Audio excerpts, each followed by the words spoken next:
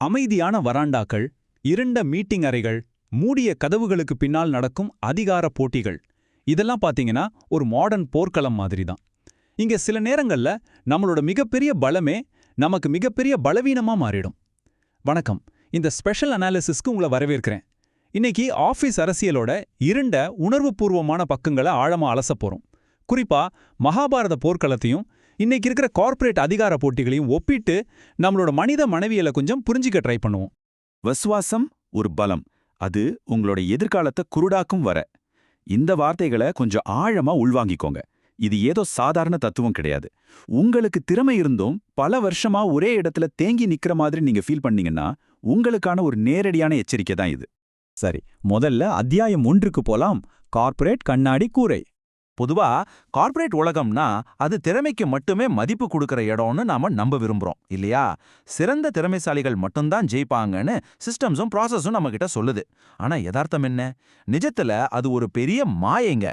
Systems எவ்வளவுதான் வெளிப்படையா இருக்கிற மாதிரி தெரிஞ்சாலும் திரைக்கு பின்னால் முடிவுகளை இயக்கிறது எல்லாமே மனிதர்களோட மறைமுக அரசியலும் அதிகார பசியும் தான். ரொம்ப கடுமையா உழைச்சும் சரியான அங்கீகாரம் கிடைக்காம சுவத்துல முட்டிக்கிற திறமையான வெளியாட்களுக்கு இது எவ்வளோ பெரிய விரக்தியை கொடுக்கும்னு யோசிச்சு பாருங்க. இதை இன்னும் சிம்பிளா சொல்லணும்னா, ஒரு பக்கம் எந்த தனிப்பட்ட திறமையும் இல்லாம வெறும் குடும்ப பின்னணி அல்லது அந்த சரியான பி ஸ்கூல் பின்புலம் இருக்கிற ஒரே காரணத்துக்காக ஈஸியா ப்ரமோஷன் வாங்குறவங்க. இன்னொரு பக்கம் அசாத்தியமான திறமை இருந்தும் அந்த நெட்வொர்க் இல்லாத காரணத்தால நிரந்தரமா ஓரம் கட்டப்படுற வெளியாட்கள். இவங்களுக்கு தகுதி இருக்கும், ஆனா கண்ணுக்கு தெரியாத அந்த ஒரு கண்ணாடி கூரையை அவங்களால உடைக்கவே முடியாது. அடுத்து அத்தியாயம் 2, தங்க விலங்குகள். இப்படி பலமுறை புறக்கணிக்கப்பட்ட ஒரு திறமையான எம்ப்ளாயிக்கு ஒரு நாள் எதிர்பாராத விதமா ஒரு சீனியர் மேனேஜரோட சப்போர்ட் கிடைக்குதுன்னு வச்சுப்போம். அந்த அதிகாரி அவரை தன்னுடைய டீம்ல சேர்த்துக்கிறாரு. ஆரம்பத்துல இது ஒரு பெரிய வரம் மாதிரி தான் தெரியும். ஆனா இங்கதான் மித்ரத்வா அப்படிங்கிற ஒரு சைக்கலாஜிக்கல் சிக்கல் ஆரம்பமாகுது. தன்னை ஆரம்பத்துல சப்போர்ட் பண்ண அந்த மேலதிகாரி மேல இந்த ஊழியருக்கு ஒரு தீவிரமான நன்றி உணர்வும் விசுவாசமும் உருவாகுது. இந்த எமோஷனலான கடன் என்ன பண்ணும் தெரியுமா? காலப்போக்குல அந்த ஊழியரோட சுய சிந்தனையும் தார்மீக முடிவுகளையும் மழுங்கடிச்சிடும். தன்னோட ஒட்டுமொத்த ப்ரொஃபஷனல் அடையாளத்தையுமே அந்த ஒரே ஒரு மேலதிகாரி கிட்ட அவர் அடமான வச்சிடுறாரு. இதுதான் அந்த தங்க விலங்கு. இப்போ ஒரு முக்கியமான கேள்வி வருது. இந்த நன்றியுணர்வு உங்களோட கேரியரை அழிக்கிற ஒரு வலையா மாறும்போது என்ன நடக்கும்? உங்களோட விசுவாசம் எப்படி ஒரு நச்சுத்தன்மையான பொறியா உருவெடுக்குதுன்னு இப்போ டீப்பாவே பார்க்கலாம். இந்த இடத்துல ஒரு ஆச்சரியமான சைக்கலாஜிக்கல் அனாலிசிஸை நீங்க கவனிக்கணும். மகாபாரத போர்ல வர தளபதிகளோட குணாதிசயங்களை கொஞ்சம் உற்று கவனிச்சிங்கன்னா இன்னைக்கு மாடர்ன் கார்ப்பரேட் போர்ட் ரூம்கள்ல நம்ம பார்க்குற மேனேஜர்களோட கேரக்டர்ஸோட அது அப்படியே அச்சாசலா பொருந்தும். இந்த பேட்டர்ன்ஸை பாருங்களேன். விதிகளை மட்டுமே பிடிச்சுக்கிட்டு எந்த மாற்றத்துக்கும் அக்செப்ட் பண்ணாத பீஷ்மர் மாதிரி சில மேனேஜர்கள் ஒரு பக்கம் இருப்பாங்க. இன்னொரு பக்கம் அர்ஜுனன் மேல மட்டும் அக்கறை காட்டி மத்தவங்கள ஒதுக்குற துரோணர் மாதிரி ஒரு தலைப்பட்சமான நிர்வாகிகள். ஆனா நம்ம கவனத்தை அதிகமா ஈர்க்கிறது யாருன்னா அந்த விசுவாசமான திறமையாளர் தான். அதாவது கர்ணன் மாதிரி கேரக்டர்ஸ். அபாரமான திறமை இருந்தும் ஒரு சின்ன பாதுகாப்பின்மையாலையும் நன்றி உணர்வாலையும் அவர் எப்படி மத்தவங்களோட அரசியல் விளையாட்டுகளுக்கு ஒரு ஆயுதமா பயன்படுத்தப்படுறாரு அப்படிங்கறதா இங்க இருக்கிற மிகப்பெரிய சோகமே. இது அப்படியே நம்ம அடுத்த பகுதிக்கு கொண்டு போகுது. அத்தியாயம் 3, அலுவலக அரசியலின் பலிகள். கம்பெனில புதுசா ஏதாவது ரீஸ்ட்ரக்சரிங் நடக்கும்போதோ இல்ல லீடர்ஷிப் லெவல்ல ஏதாவது மோதல்கள் வரும்போதோ பழைய கூட்டணிகள் எல்லாம் திடீர்னு உடையும். அந்த மாதிரி நேரத்துல ஒரு திறமையாளரோட பயணம் எப்படி மாறுதுன்னு பாருங்க.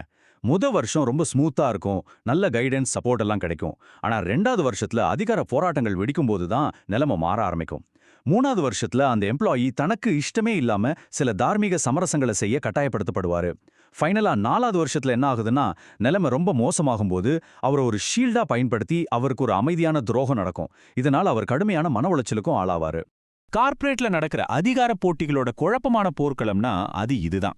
இந்த ஒரு டாக்ஸிக்கான சூழல்ல தனக்கு ஆரம்பத்துல சப்போர்ட் பண்ணவர் மேல இருக்கிற நன்றி கடனை தீர்க்கணுமா இல்ல தன்னோட சொந்த கெரியரை காப்பாத்திக்கணுமா அப்படிங்கிற ஒரு கடுமையான எமோஷனலான போராட்டத்துல அந்த திறமையாளர் தனித்து விடப்படுறாரு.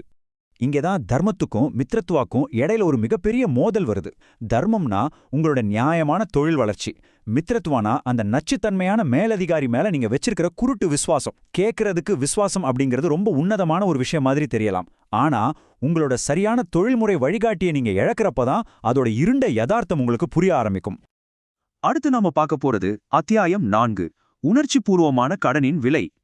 ஒரு நண்பனோட பிளான்ஸ் மேல நாம வைக்கிற குருட்டு விசுவாசம் பல நேரங்கள்ல பெரிய பெரிய தவறுகளை கூட தொடர செஞ்சிடும். மேலதிகாரி செய்யற எல்லா தப்புக்கும் தலையாட்டுறதுக்கு பேரு கண்டிப்பா விசுவாசம் கிடையாதுங்க. உண்மையான ப்ரொஃபஷனல் நட்புனா என்ன தெரியுமா? கம்பெனியோட நன்மைக்காகவும் அந்த மேலதிகாரியோட சொந்த நன்மைக்காகவும் சில நேரங்கள்ல தைரியமா இது முடியாது, இது தப்பு அப்படின்னு சொல்றதுதான். இல்லனா இது எவ்ளோ பெரிய விளைவை ஏற்படுத்தும் தெரியுமா? வேறொருத்தரோட ஈகோக்காக உங்கள பாதுகாக்கிற உங்களோட அந்த கவச குண்டலத்தையே கழற்றி கொடுக்கற மாதிரி இது. கம்பெனில ஏதோ ஒரு பிரச்சனை வந்து சரியா போகல அப்படிங்கிறப்போ அந்த பாஸ் செஞ்ச தப்புக்காக நீங்க ஒரு பலிகடா ஆக்கப்படுவீங்க. அந்த ஒரு பாயிண்ட்ல உங்களோட ஒட்டுமொத்த கெரியருமே முடிவுக்கு வந்துடும். இதிலிருந்து எப்படி தப்பிக்கிறது? அதான் அத்தியாயம் 5, மூலோபாய சுதந்திரத்தை அடைதல். இந்த மாதிரியான ஒரு சோகமான ட்ராப்ல இருந்து நாம எப்படியாவது வெளியே வரணும். இன்னைக்கு இருக்கிற இந்த காம்ப்ளெக்ஸான கார்ப்பரேட் பாலிடிக்ஸ்ல சர்வைவ் ஆகணும்னா நமக்கு ஒரு ஸ்ட்ராட்டஜிக் அவேர்னஸ் கண்டிப்பா தேவை. நீங்க ஒரு பரந்த சாதுரியமான சோஷியல் நெட்வொர்க்கை பில்ட் பண்ணணும். எந்த ஒரு குறிப்பிட்ட லீடரையும் முழுமையா டிபெண்ட் பண்ணி இருக்கக்கூடாது. அதே மாதிரி திரைக்கு பின்னால் நடக்கிற அதிகார விளையாட்டுகளையும் மறைமுக நோக்கங்களையும் முன்கூட்டியே கணிக்க பழகிக்கோங்க. இது எல்லாத்தையும் விட முக்கியம், எமோஷனலான கடனை விட உங்களோட கரியர் growthக்கு மட்டும் முதல் முன்னுரிமை கொடுங்க. ஏன்னா புத்திசாலியான ப்ரொஃபஷனல்ஸ் எப்பவுமே பாஸ்கிட்ட மரியாதையோட இருப்பாங்க. ஆனா அதே சமயம் அவங்க மூலோபாய ரீதியா ரொம்ப சுதந்திரமானவங்களாவும் இருப்பாங்க.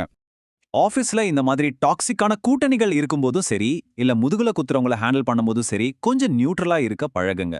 ஒரு கிளாரிட்டிக்காக வெளிப்படையா பேசுங்க. ஒரு தனிப்பட்ட மேலதிகாரியை காப்பாத்துறதுக்காக உங்களோட கடமைகளை சுருக்கிக்காதீங்க. எப்பவுமே ஒரு பரந்த நியாயத்தோட அடிப்படையில யோசிங்க. ஒரு பெரிய நியாயத்தை காப்பாத்துறதுக்காக வர்ற சின்ன சின்ன இழப்புகளை தாராளமா அக்செப்ட் பண்ணிக்கலாம். ஆனா ஏதோ ஒரு தனிநபருக்காக உங்களை நீங்களே இழக்கக்கூடாது. விசுவாசம் ஒரு பலம். அது உங்களோட எதிர்காலத்தை குருடாக்கும் வரை.